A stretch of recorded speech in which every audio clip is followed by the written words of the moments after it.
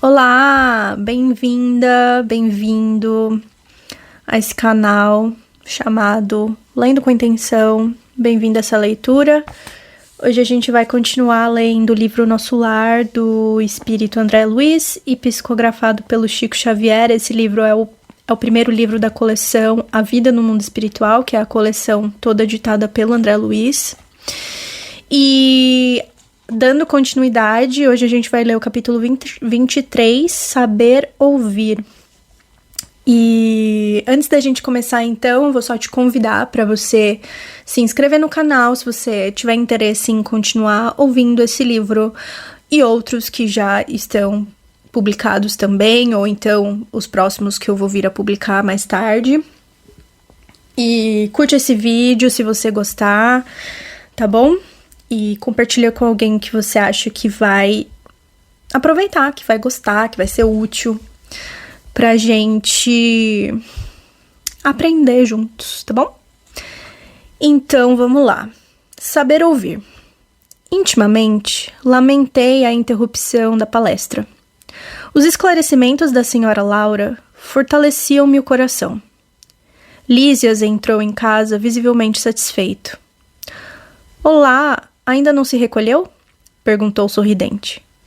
E enquanto os jovens se despediam, convidava-me solícito. Venha ao jardim, pois ainda não viu o luar destes sítios. A dona da casa entrava em conversação com as filhas, enquanto acompanhando Lísias fui aos canteiros em flor. O espetáculo apresentava-se soberbo. Habituado à reclusão hospitalar entre grandes árvores, ainda não conhecia o quadro maravilhoso que a noite clara apresentava ali, nos vastos quarteirões do Ministério do Auxílio. Glicínias de prodigiosa beleza enfeitavam a paisagem. Lírios de neve, matizados de ligeiro azul ao fundo do cálice, pareciam taças de caricioso aroma. Respirei a longos haustos, sentindo que ondas de energia nova me penetravam o ser. Ao longe, as torres da governadoria mostravam belos efeitos de luz. Deslumbrado, não conseguia emitir impressões. Esforçando-me para exteriorizar a admiração que me invadia a alma, falei comovidamente. Nunca presenciei tamanha paz. Que noite! O companheiro sorriu e acentuou. Há compromisso entre todos os habitantes equilibrados da colônia, no sentido de não se emitirem pensamentos contrários ao bem. Dissarte o esforço da maioria se transforma numa prece quase perene. Daí nascerem as vibrações de luz, de paz que observamos. Após enlevar-me na contemplação do quadro prodigioso, como se estivesse bebendo a luz e a calma da noite, voltamos ao interior onde Lísia se aproximou de pequeno aparelho postado na sala, à maneira de nossos receptores radiofônicos. Aguçou-se-me a curiosidade. Que iríamos ouvir? Mensagens da Terra? Vindo ao encontro de minhas interrogações íntimas, o amigo esclareceu. Não ouviremos vozes do planeta. Nossas transmissões baseiam-se em forças vibratórias mais sutis que as da esfera da crosta. Mas não há recurso, indaguei, para recolher as emissões terrestres? Sem dúvida que temos elementos para fazê-lo, em todos os ministérios. Entretanto, no ambiente doméstico, o problema de nossa atualidade é essencial. A programação do serviço necessário, as notas da espiritualidade superior e os ensinamentos elevados vivem agora para nós outros, muito acima de qualquer cogitação terrestre. A observação era justa, mas, habituado ao apego doméstico, inquiri de pronto. Será tanto assim? E os parentes que ficaram à distância, nossos pais, nossos filhos? Já esperava essa pergunta. Nos círculos terrestres, somos levados, muitas vezes, a viciar as situações. A hipertrofia do sentimento é mal comum de quase todos nós. Somos por lá velhos prisioneiros da condição exclusivista. Em família, isolamo-nos frequentemente no candinho do sangue e esquecemos o resto das obrigações. Vivemos distraídos dos verdadeiros princípios da fraternidade.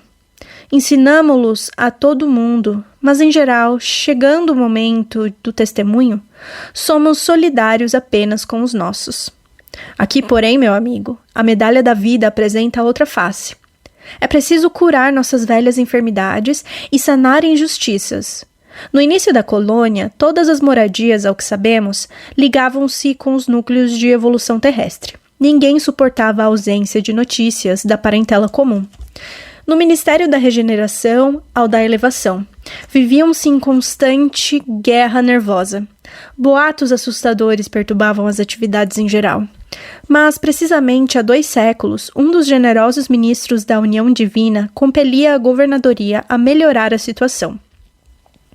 O ex-governador era talvez demasiadamente tolerante. A bondade desviada provoca indisciplinaridades e quedas. E, de quando em quando, as notícias dos afeiçoados terrestres punham muitas famílias em polvorosa. Os desastres coletivos do mundo, quando interessassem algumas entidades em nosso lar, eram aqui verdadeiras calamidades públicas. Segundo nosso arquivo, a cidade era mais um departamento do umbral que propriamente zona de refazimento e instrução. Amparado pela União Divina, o governador proibiu o intercâmbio generalizado. Houve luta, mas o ministro generoso, que incrementou a medida, valeu-se do ensinamento de Jesus, que manda os mortos enterrarem seus mortos. E a inovação se tornou vitoriosa em pouco tempo. Entretanto, objetei, seria interessante colher notícias dos nossos amados em trânsito na Terra. Não daria isso mais tranquilidade à alma? Lísias, que permanecia junto ao receptor, sem ligá-lo, como interessado em me fornecer explicações mais amplas, acrescentou. Observe a si mesmo, a fim de ver se valeria a pena.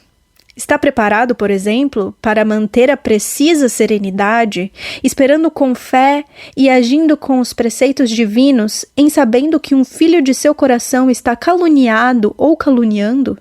Se alguém o informasse agora de que um dos seus irmãos consanguíneos foi hoje encarcerado como criminoso, teria bastante força para conservar-se tranquilo? Sorri desapontado. Não devemos procurar notícias dos planos inferiores, prosseguiu solícito, senão para levar auxílios justos. Convenhamos, porém, que a criatura alguma auxiliará com justiça, experimentando desequilíbrios do sentimento e do raciocínio. Por isso, é indispensável a preparação conveniente antes de novos contatos com os parentes terrenos. Se eles oferecessem campo adequado ao amor espiritual, o intercâmbio seria desejável. Mas a esmagadora porcentagem de encarnados não alcançou ainda nem mesmo o domínio próprio e vive às tontas nos altos e baixos das flutuações de ordem material. Precisamos, embora as dificuldades sentimentais, evitar a queda nos círculos vibratórios inferiores. Contudo, evidenciando minha teimosia caprichosa, indaguei. Mas, Lísias, você que tem um amigo encarnado, qual seu pai? Não gostaria de comunicar-se com ele? Sem dúvida, respondeu bondosamente. Quando merecemos essa alegria, visitamo-lo em sua nova forma, verificando-se o mesmo, quando se trata de qualquer expressão de intercâmbio entre ele e nós. Não devemos esquecer, entretanto, que somos criaturas falíveis. Necessitamos, pois, recorrer aos órgãos competentes que determinem a oportunidade ou o merecimento exigidos. Para esse fim, temos o Ministério da Comunicação. Acresce notar que, da esfera superior, é possível descer à inferior com mais facilidade. Existem, contudo, certas leis que mandam compreender devidamente os que se encontram nas zonas mais baixas. É tão importante saber falar como saber ouvir. Nosso lar vivia em perturbações porque, não sabendo ouvir, não podia auxiliar com êxito e a colônia transformava-se frequentemente em um campo de confusão.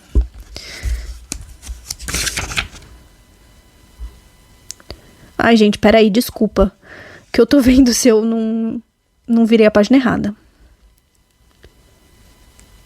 Não, tá certo. Existem, contudo, certas leis que mandam compreender devidamente os que se encontram nas zonas mais baixas. É tão importante saber falar como saber ouvir. Nosso lar vivia em perturbações porque, não sabendo ouvir, não podia auxiliar com êxito, e a colônia transformava-se frequentemente em campo de confusão. Calei-me vencido pelo argumento ponderoso. E, enquanto me conservava em silêncio, o enfermeiro amigo abriu o controle de recepção sob meus olhos curiosos. E esse foi o capítulo 23, Saber Ouvir. E eu acho que esse capítulo teve frases emblemáticas, assim, né? Uma delas é essa, de que é tão importante saber falar como saber ouvir.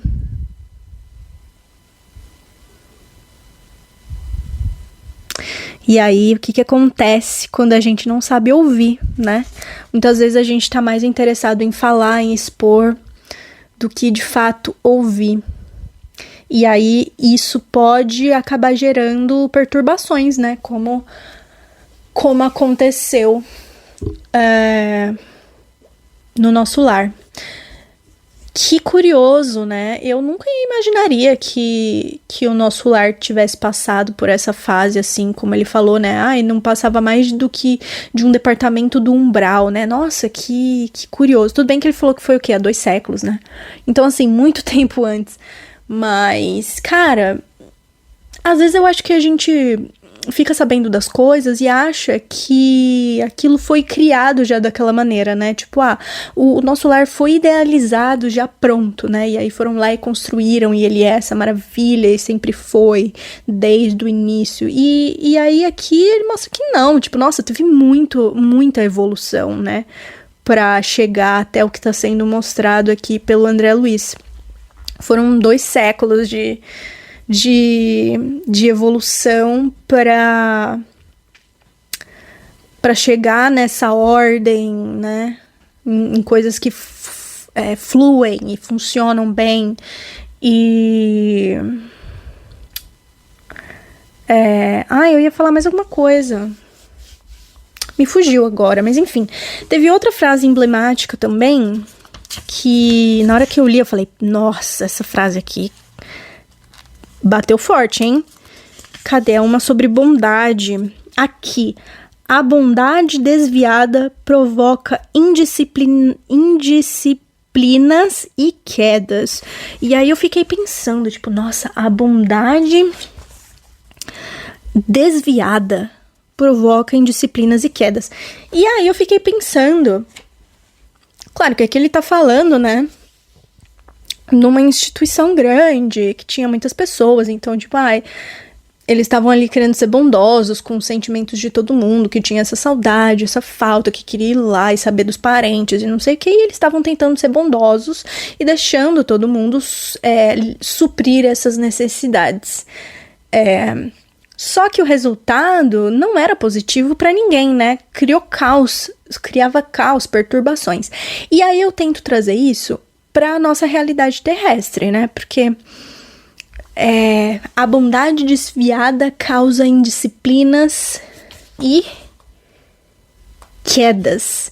E aí, quando na nossa vida que a gente tem uma bondade desviada, porque a gente fica nessa obsessão com ser bom, com ser o certo, com ser, né? Tipo assim, a gente, enquanto espírita, principalmente, tem muito essa obsessão, né? Da perfeição, da bondade, do imaculado e de... E, cara, calma, né? Vamos devagar. Olha aqui. É um livro espírita contando o que acontece quando você tem uma bondade desviada.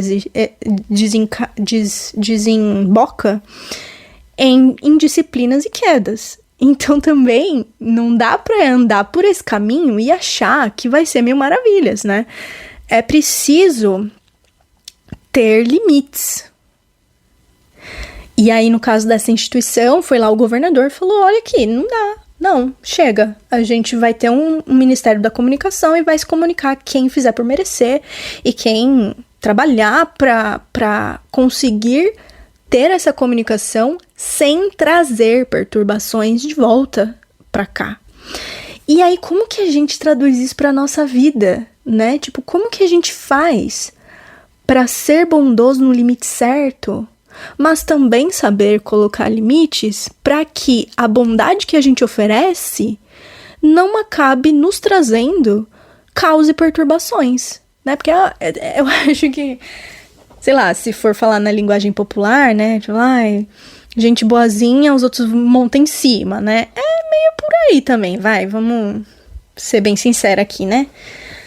Mas eu achei muito interessante, porque eu acho que esse é um detalhe que é muito rico para a nossa vida e que eu acho que passa muito despercebido, porque a gente tem essa obsessão com ser... vamos melhorar, vamos ser perfeitos, vamos ser bons. Gente, calma, né? Não precisa ser essa obsessão, assim, cada coisa tem sua hora, cada coisa tem o seu lugar, vamos com calma, vamos pensar, e as consequências, enfim, e aí pensei também muito na questão da maternidade e da paternidade, né, que, em questão de criação de filhos mesmo, né, em que essa bondade desviada, ou seja, você não impõe limites saudáveis nos filhos, nas filhas, e aí essa criança cresce com certas perturbações e desvios que vai fazer mal para ela ao longo da vida, né, que vai deixar essa pessoa um pouco desajustada na interação com a sociedade. Então, nossa, me pegou, assim, essa coisa, sabe? Achei muito legal de parar pra pensar e refletir nisso. Eu sinto que ainda dá pra ir mais longe, mas o que veio pra mim agora foi isso. Então, convido vocês também a interagir em relação a esse tópico, se você consegue colocar um tijolinho nessa discussão, porque eu sinto que é até aqui que eu consigo discutir. Então, se você consegue botar mais um tijolo nessa conversa, fica à vontade, põe nos comentários, vamos conversar. Quero saber, tá bom? E quero agradecer você pela sua presença. E espero te ver novamente nos outros capítulos pra gente continuar conversando. Espero que você tenha aproveitado, que tenha sido um momento bacana pra você. E curte aqui se você gostou do vídeo, tá bom? Pra incentivar, pra eu continuar fazendo mais. E espero muito te ver na próxima. Muita luz no seu caminho, um forte abraço e até a próxima.